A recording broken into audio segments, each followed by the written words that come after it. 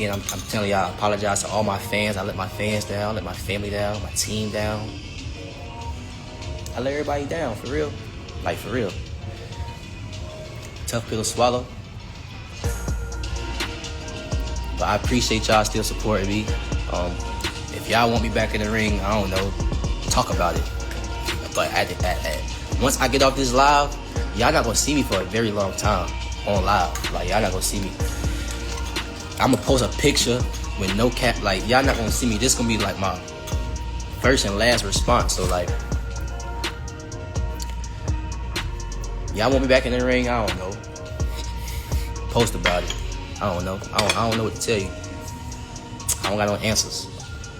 I don't got no answers. I just got the truth. You know? So I don't know when I'm coming back in the ring. Don't ask me. I don't know. I don't know what's next for me.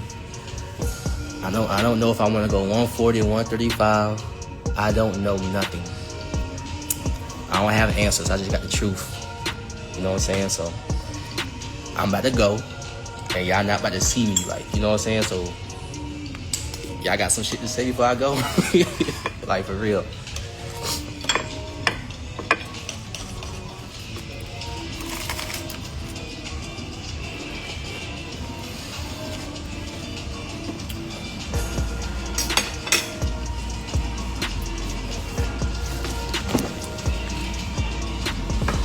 What's good? It's the one and only, but what do I know, boxing, coming back at y'all with another one, man. So we got Keyshawn Davis in the news.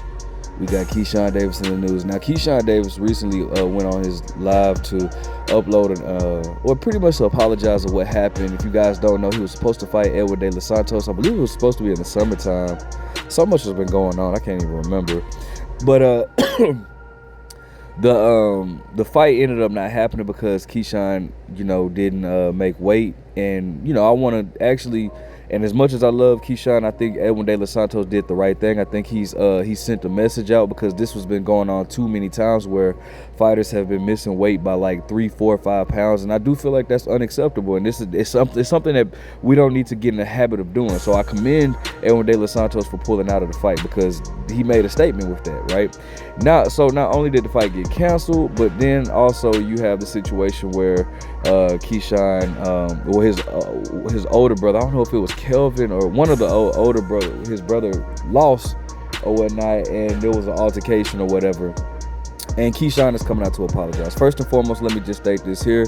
I want to commend Keyshawn for taking full accountability, and that's all you can ask for. The thing that I don't like about boxing fans is that boxing fans, or fans in general, not even just boxing fans, but people in general, tend to look at these athletes as if they're not human, and they're so harsh on them. But it's like, bro, a lot of the time, a lot of the people that sit there and judge them for what they do, or want to hold that over their head, they done did worse things in their lives. The only difference is it's not a magnifying glass on their life or whatnot. And that never sat right with me. Like, bro, people make mistakes, right? And it's, who are we to sit here and hold things over their head when we all have a past or whatnot? You have people that's going to continue to hold this over Keyshawn's head forever. And one example, and this is just, this is off topic with boxing, but one of the examples that I'm talking about that really irritates me is the whole situation, like even with Chris Brown, right?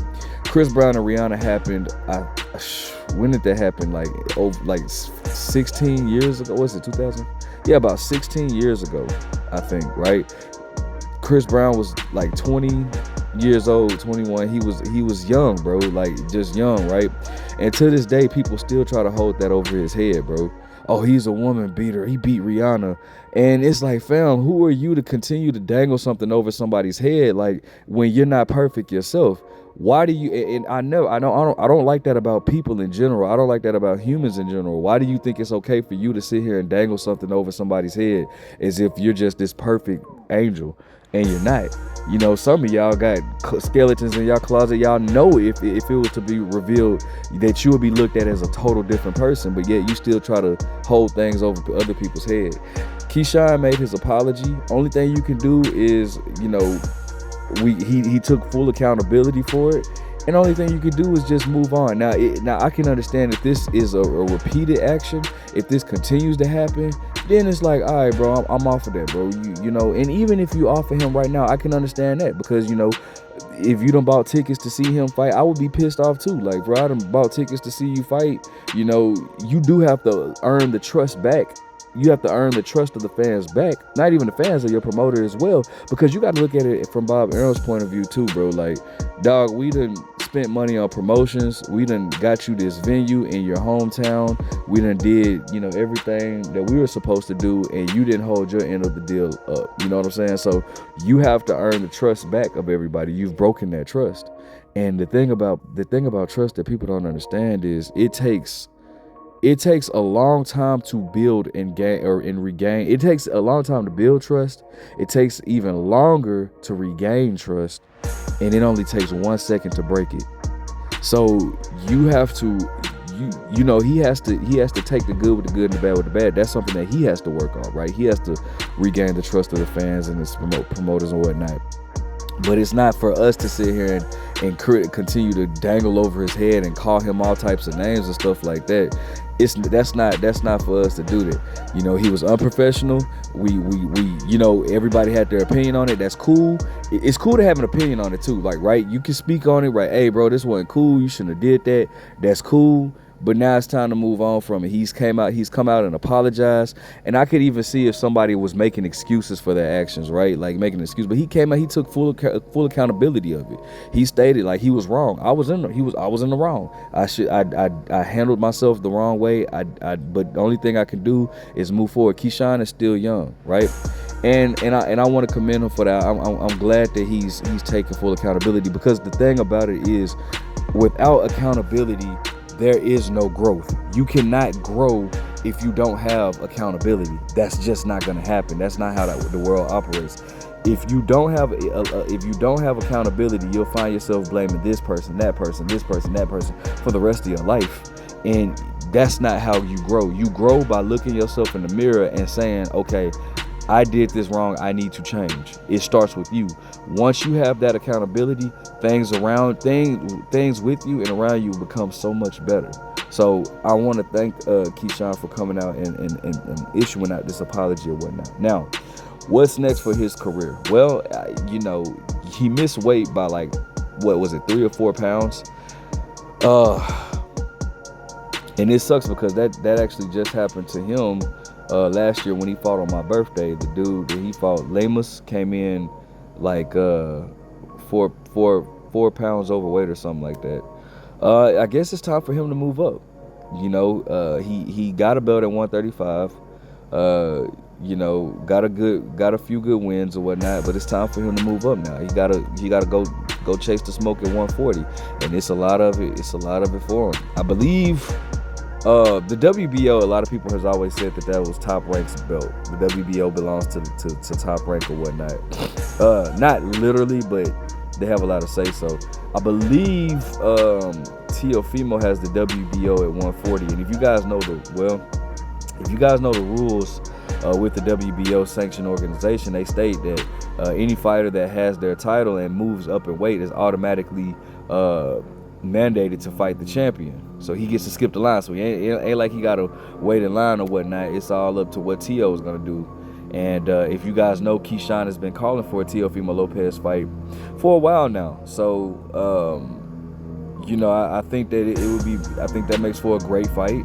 I think Keyshawn has everything it takes to become a two-division world champion. So, you know, I think that they should make that fight happen. I definitely feel like Keyshawn has what it takes to cross over. And the thing about it is, man, with Keyshawn, bro, he's young. You know what I'm saying? Like, you know, mistakes are made. You know, not everybody's perfect. Some of our favorite fighters have made mistakes, you know, worse than this in the past. You know, this is nothing that he can't come back from. Now, he stated that he doesn't know when he's going to fight or if he's going to fight. And, I mean, I can't blame Top Rank, because, again, they spent a lot of money with promoting and all this and getting the renting the venues out and all this type of stuff, and I can't blame Top Rank for doing that. They got to figure out how they're going to go about this. And it looks like Keyshawn understands what's going on, as he should. So, I just think that, it's a situation where Keyshawn is just going to have to be patient. I don't think that he's going to retire. I just looked at BoxRec. It says he's still active or whatnot. I don't think that he should retire. I think he has a bright future ahead of him. This is just a minor setback for a major comeback. You know what I'm saying? And he's paid. He's paid his dues, right? He missed out on a paycheck. He wasn't able to compete or whatnot. So he's paid his due diligence, man. So it's not up for us to sit here and keep holding this over his head. Whatever happens next, that's on Top Rank and Keyshawn or whatnot. But I definitely would love to see Keyshawn go up to 140. That just makes an already stacked division even more stacked. And as far as Edwin De Los Santos goes, or the WBO is vacated, I believe. I don't know what they plan on doing.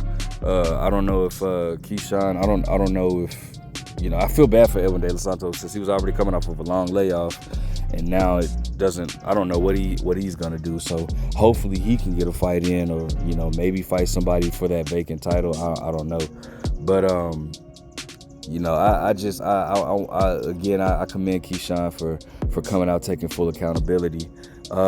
So we'll see what he has. We'll see what he has in store for his career. But I definitely don't think he should, or he's going to retire. I don't see that coming at all. So that's just my take on it. Let me know what you guys think. Make sure you guys like, comment, subscribe. Do you even want to see Keyshawn fight? And stay tuned, because this, the rest of his apology is. I have the more of his video of him apologizing, so you guys stay tuned and watch that. Make sure you guys like, comment, subscribe. But what do I know? Man, it's been a long time coming. Like, I just want to start with the situation, of course. I want to start with the situation, of course. June 7th. The jump. I'm gonna try not to cuss, but the situation messed me up so much. It damn near took me 2 months to get back on live. It's August 1st. That joint happened June 7th. Like, and I felt some type of way when the people were just like, I don't really care, because like, that's not true. Like, after that situation had happened, bro, like, I was really never right ever since, and I had to start like really like leaning on my family and leaning on God's word, and leaning on the people that really love me, because like I was like just not myself. And just reflecting on that night, man, it was super wrong. It wasn't right for what I did. You know what I'm saying? It wasn't right at all.